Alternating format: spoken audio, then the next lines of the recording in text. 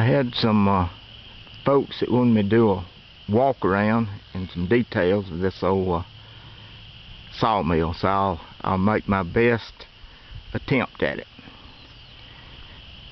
Okay, the old thing's been running near 18 years now, and I've had very little problem with it. I lost the top off the mill, and I hadn't had time to put it back on, so I've just been making do that I can get time to put a top back on this thing. First off, I built this to be mobile. There's a jack right there. There's a trailer hitch right under it, and when I set this up, it's off the ground a foot or so, but over the years the earth has moved up and about covered it up. It's got some jack stands mounted so it can be leveled. One right here, two on each side of the saw head. I started out with the old Fordson Major that I powered the sawmill with, and I could just hook up to this mill and move it to wherever I needed to saw any logs. But it turned out, once I got it set up here and started shaking it down, I never did move it anymore. Make a long story short, I used it several years with the old tractor, running the mill off the PTO.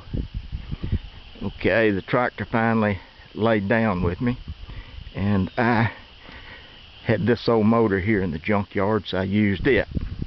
This is a little 240D Mercedes 4-cylinder. It's real stingy on fuel. I robbed the hydraulic pump off the old tractor, the valves, the reservoir tank, and all the hydraulics off the tractor. Okay, let me show you right here. It needs to be governor control, so there's a little belt driven governor right there. Okay,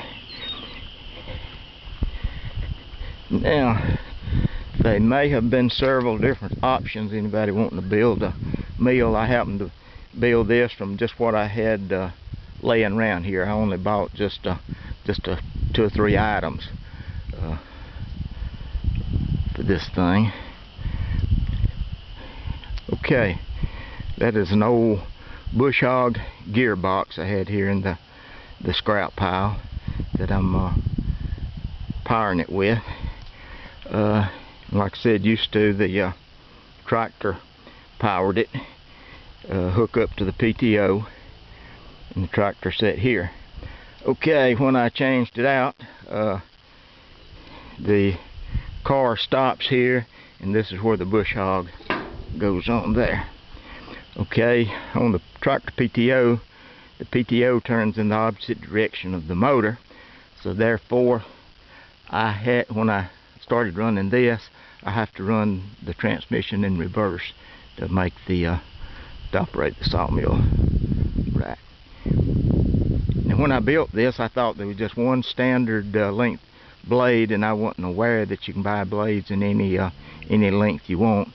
So I could have made a bigger throat on this. The throat on it right now is 25 inches wide that I can bring it out to, open it up.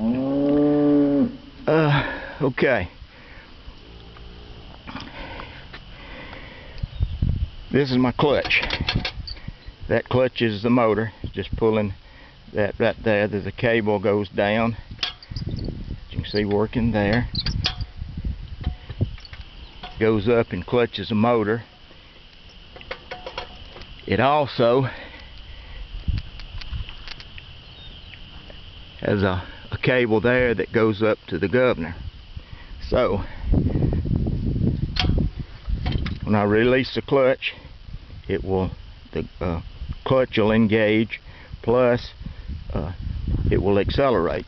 If I need to do any more fine tuning, I've got a little knob right there that I can twist to to fine tune.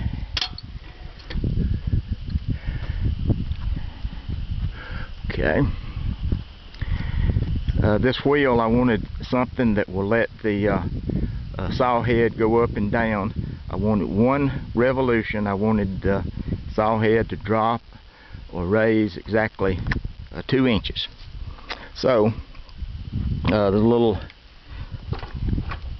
pedal there that I can push, which will release it there, and there's notches cut in this. I can lower it 2 inches, bring it back, and it drops in a notch.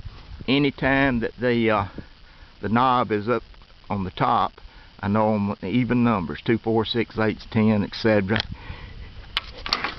If I'm here, I'm on odd numbers, 1, 3, 5, and so forth.